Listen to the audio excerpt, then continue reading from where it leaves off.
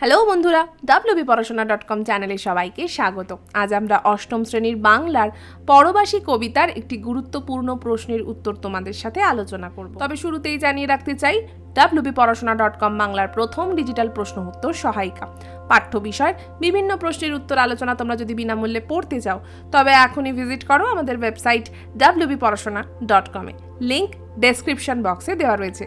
তোমরা যারা WhatsApp use করো বা বাবা মায়েদের হোয়াটসঅ্যাপ রয়েছে, চাইলে তারা হোয়াটসঅ্যাপের মাধ্যমে আমাদের হোয়াটসঅ্যাপ চ্যানেলে জয়েন হয়ে যেতে পারো, তারও লিঙ্ক ডেসক্রিপশন বক্সে দেওয়া রয়েছে। আর যারা এখনও আমাদের ইউটিউব চ্যানেলটাকে সাবস্ক্রাইব করোনি, প্লিজ সাবস্ক্রাইব করে পাশে থাকা বেল আইকনটা প্রেস করে দাও।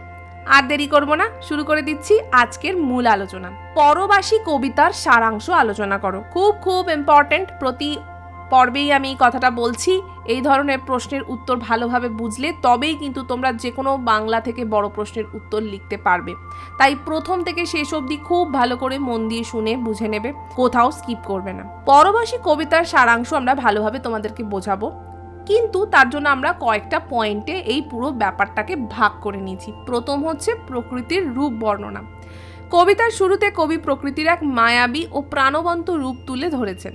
সেখানে বুনো হাতির দল লাফালাফি করছে, চিতাভাগ লোলুপ দৃষ্টি নিয়ে, একটা সেই হিংস্রতা নিয়ে আধারে তার চোখগুলো জ্বলছে। পাহাড়ি ঝর্ণার জল তালের বনে গান শোনাচ্ছে মানে কিন্তু গান শোনাচ্ছে না। পাহাড়ি ঝর্ণা যখন ওপর থেকে নিচে পড়ে একটা দারুণ সুন্দর শব্দ তৈরি হয়। তোমরা যদি কেউ পাহাড়ি অঞ্চলে থাকো বা ঘুরতে গিয়ে থাকো তাহলে এই ব্যাপারটা বুঝতে পারবে।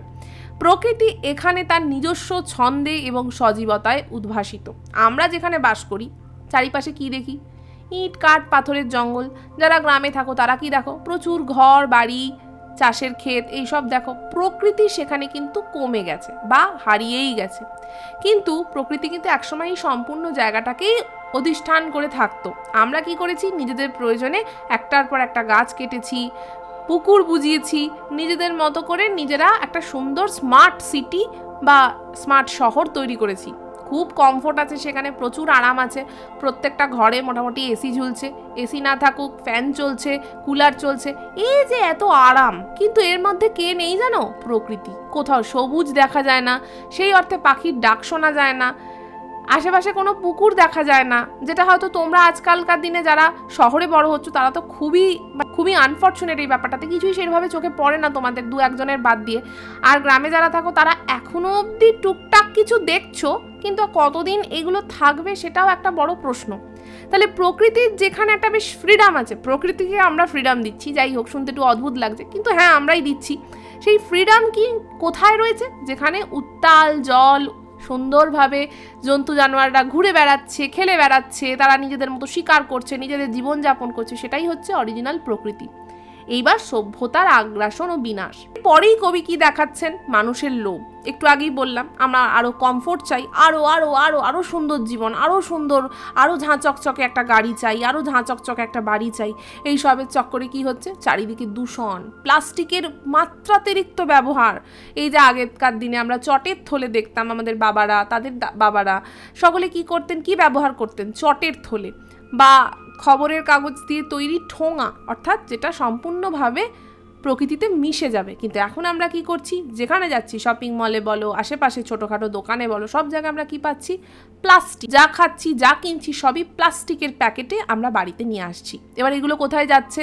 নয় আবর্জনায়, নয় কোনো ড্রেনে, নয় কোনো পুকুরে, নয় কোনো নদীতে, গিয়ে স্তূপাকারে জমে যাচ্ছে। এই জমতে জমতে কি হচ্ছে? সেই যে সেখানকার পরিবেশ, সেখানকার নর্মাল ভারসাম্য অবস্থাটাকে নষ্ট করে দিচ্ছে। তাহলে এই জন্য কে দায়ী? প্রকৃতি দায়ী না, এর জন্য কিন্তু মানুষের অত্যাধিক লোভ আর এই আধুনিক সভ্যতার মধ্যে নিজেকে আরো সুন্দর করে ফিটফাটভাবে, মানে একদম স্মার্টভাবে দাঁড় করিয়ে রাখার যে চাহিদা, সেইটা দায়ী। বন্য পশুরা তাদের যাতে বাসস্থান হারাচ্ছে, কেন না মানুষ সেই জায়গাটা অকুপাই করে নিচ্ছে। আজ থেকে হয়তো 100 বছর আগে তুমি যে জায়গায় বসে আছো বা আমি যে জায়গায় বসে আছি সেইগুলো হয়তো জঙ্গলে ঢাকা ছিল, কিন্তু আজকে দেখো সেগুলোতে বড় বড় হাই রাইজ বিল্ডিং উঠে গেছে, কোথাও হয়তো জঙ্গল কেটে ধান ক্ষেত হয়ে গেছে। তাহলে আলটিমেটলি কার জন্য ধান ক্ষেত? ধান ক্ষেত কিন্তু মানুষকে ভালো রাখার জন্য, মানুষের চাহিদার জন্য। তাহলে এখানে কিন্তু প্রকৃতি আলাদা করে নিজস্বতা আর ধরে রাখতে পারছে না। বাকি অংশ তো অবশ্যই আলোচনা করব, এর ফাঁকে তোমাদের সাথে অন্য একটা বিষয় শেয়ার করব, সেটা হচ্ছে তোমরা ক্লাস 8-এ পড়ছো, 3টে সাবজেক্ট এখন বেশ মন দিয়ে পড়তে হচ্ছে এবং মোটামোটা সহায়িকা দেখে বেশ ভয় পাচ্ছ। তবে তোমাদেরকে বলছি, প্লিজ ঘাবড়ে যেও না, পড়াশোনা ছেড়ে দিও না, পড়তে তো বাবা হবেই। তাই তোমাদের পড়াশোনাটা যাতে একটু সহজ হয় তার জন্য আমরা নিয়ে এসেছি, আমরা wbporashona.com নিয়ে এসেছি to the point ebook series, যাকে আমরা নাম দিয়েছি এক নজরে শর্ট নোটস। টিচাররা তোমাদের নোটস দেন, ঠিক আমরা সেই জিনিসটারই একটা সংক্ষিপ্ত ভার্সন তৈরি করেছি, যেখানে কি থাকছে মাত্র 20 পাতার মধ্যে গোটা সিলেবাস। একদম ঠিক শুনলে, এই মাত্র 20 পাতা যদি তোমরা ভালো করে পড়ে ফেলতে পারো, পরীক্ষায় দেখবে সমস্ত প্রশ্নের উত্তর খুব সুন্দরভাবে লিখতে পারছো। তো কি থাকছে, প্রতিটা সাবজেক্টের প্রতিটা অধ্যায়ের সমস্ত ইম্পর্টেন্ট পয়েন্টস অ্যান্ড টপিক আমরা এখানে একত্রিত করেছি, তাও খুবই কম দামে এবং খুবই কম পেজে। তাই এখনই পারচেস করতে দেখো স্ক্রিনে একটা নাম্বার দেওয়া রয়েছে, 9614581033, এই নাম্বারে আমাদের হোয়াটসঅ্যাপ করে লেখো আমি কিনতে চাই অষ্টম শ্রেণীর to the point ebook series. যে ইবুক কিনতে চাও সেগুলোর নাম লিখে দাও, আর যদি গোটা সেটটা কেনো তাহলে তোমার জন্য থাকছে একটা আকর্ষণীয় ডিসকাউন্ট। তাই এখনই আমাদের হোয়াটসঅ্যাপ করো, আমাদের টিম তোমাদের হোয়াটসঅ্যাপ পেলেই রেসপন্ড করবে, পেমেন্ট পেজ পাঠানো হবে, সেখানে পেমেন্ট করার 24 ঘন্টার মধ্যে এই ইবুকগুলো আমরা তোমাদের হোয়াটসঅ্যাপে পাঠিয়ে দেবো। আরও কিছু জানতে চাইলে সোম থেকে শনি সকাল 11টা থেকে সন্ধ্যে 6টার মধ্যে আমাদের সাথে কন্ট্যাক্ট করতে পারো। ফিরে এলাম আবার আলোচনায়। এবার তারপরের যে অংশ, সেখানে কবি ব্যাখ্যা করছেন মানুষের পরবাসী হয়ে ওঠা। প্রকৃতির এই রূপান্তর কবিকে স্বাভাবিকভাবেই খুব দুঃখ দিচ্ছে। তিনি দেখছেন যে মানুষ নিজের স্বার্থে প্রকৃতিকে ধ্বংস করছে ঠিকই, কিন্তু এর ফলে সে নিজেই নিজের বাসভূমি থেকে বিচ্যুত হচ্ছে। মানুষ আজ নিজের দেশেই যেন ভবঘুরে বা যাযাবর। তার মানে নিজের যে বাসস্থান প্রকৃতির মধ্যেই তো একসময় আমরা ছিলাম।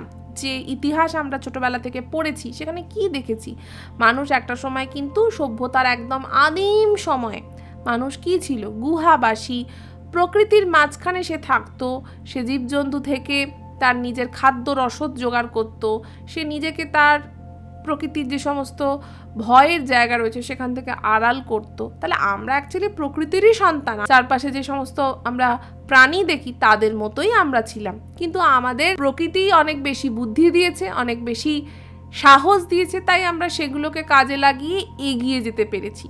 কিন্তু এগিয়ে গেলেও প্রকৃতিকে কখনো সরিয়ে দেওয়া উচিত না, এগোনোর সাথে প্রকৃতিকেও ব্যালেন্স করা উচিত। আমরা কখনো চিন্তা করিনি আমরা যেভাবে দূষণ ঘটাচ্ছি তার ফল কিন্তু প্রকৃতিকে নয় আমাদেরকে ভুগতে হবে।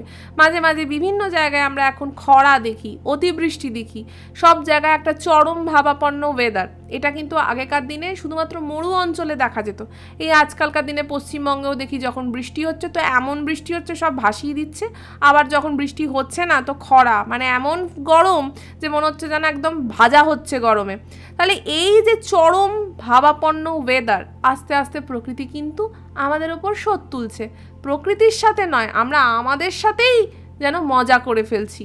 তাই আমরা, কবি কোথাও বলেছেন, আমরা নিজের জায়গাতেই যেন পরবাসী হয়ে গেছি, আমরা আর প্রকৃতির সন্তান হিসাবে আর নেই। শেষ করব তার আগে কবি কি বলছেন একবার শুনে নি। কবিতার শেষে কবির আক্ষেপ ধ্বনিত হচ্ছে, তিনি দেখছেন চারিদিকে কেবল সিমেন্ট বালির পাহাড়। প্রকৃতিকে হারিয়ে মানুষ আজ আক্ষরিক অর্থেই পরবাসী। ঘর ও দেশ থাকা সত্ত্বেও মানুষ আজ শিকড়হীন এক যাযাবর সম্প্রদায়ে পরিণত হয়েছে। আজকের আলোচনা এখানেই শেষ করছি। কেমন লাগলো আজকের পর্বটা আমাদের অবশ্যই কমেন্ট করে জানাবে, ভালো লাগলে লাইক আর শেয়ার করো। এই কবিতার আরও প্রশ্ন উত্তর বিনামূল্যে পড়তে চাইলে এখনই আমাদের ওয়েবসাইট wbporashona.com ভিজিট করো, ডেসক্রিপশন বক্সে থাকছে লিঙ্ক। আরও একটা কথা বলে দিই, এখন ডেসক্রিপশন বক্সে বিভিন্ন পর্বের লিঙ্ক দেওয়া রয়েছে, তোমরা সেই লিঙ্কগুলোয় ক্লিক করলে সেই পর্বগুলোও শুনে নিতে পারবে। আজকের মতো এটুকুই, আবার ফিরে আসবো অন্য কোনো দিন অন্য কোনো পর্ব নিয়ে, ততক্ষণ টাটা।